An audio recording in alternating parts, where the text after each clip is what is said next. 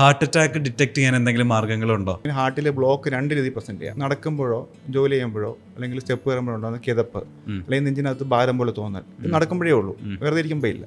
ഇതാണ് stable chronic artery disease എന്ന് പറയുന്നത്. പിന്നെ അടുത്ത കൂട്ടരെന്ന് വെച്ചാൽ ഈ അൺസ്റ്റേബിൾ പേഷ്യൻസ് ആണ്. വെറുതെ ഇരിക്കുമ്പോൾ തന്നെ നെഞ്ചുവേദന കാണും. അത് 3 തരം അറ്റാക്ക് ഉണ്ട്. അടുത്തെന്ന് വെച്ചാൽ എൻസ്റ്റേമി എന്ന് പറയും. അതായത് പേഷ്യൻ്റ് ചെസ്റ്റ് പെയിൻ ആയിട്ട് വരുന്നു, ECGയിൽ മൈൻഡിൽ ചേഞ്ച് ഉണ്ട്, ട്രോപ്പണിൻ ടെസ്റ്റ് പോസിറ്റീവ് ആണ്.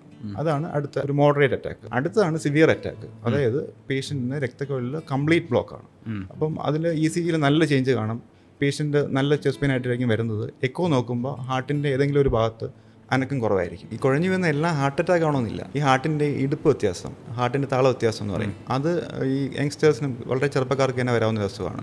അപ്പോൾ അതിൻ്റെ ലക്ഷണം എന്ന് വെച്ചാൽ ഈ ഇടുപ്പാണ്. ഹൃദയമിടിപ്പ് വളരെ കൂടുതലായിട്ടോ കുറവായിട്ടോ, പിന്നെ ഈ പെട്ടെന്ന് കണ്ണിലേക്ക് ഇരുട്ട് കയറുന്ന പോലെ വരുന്നിട്ട് ബോധക്കേട് വരുന്ന, അങ്ങനെ സിങ്കോപ്പ് എന്ന് പറയും. അതുപോലെ തന്നെ കാർഡിയോമയോപ്പതി എന്ന് പറയും. അതായത് ഹാർട്ടിൻ്റെ മസിലിൻ്റെ അസുഖം. അതായത് അത് ജന്മന ഉള്ളത് തന്നെ ഒരു അസുഖമാണ്. ഹാർട്ടിൻ്റെ മസിലിന് കട്ടി കൂടുതലായിരിക്കും. അപ്പോൾ ഇവർക്കും അതും ഈ പറഞ്ഞ പോലെ പാരമ്പര്യമായിട്ട് വരുന്ന ഒരു അസുഖമാണ്.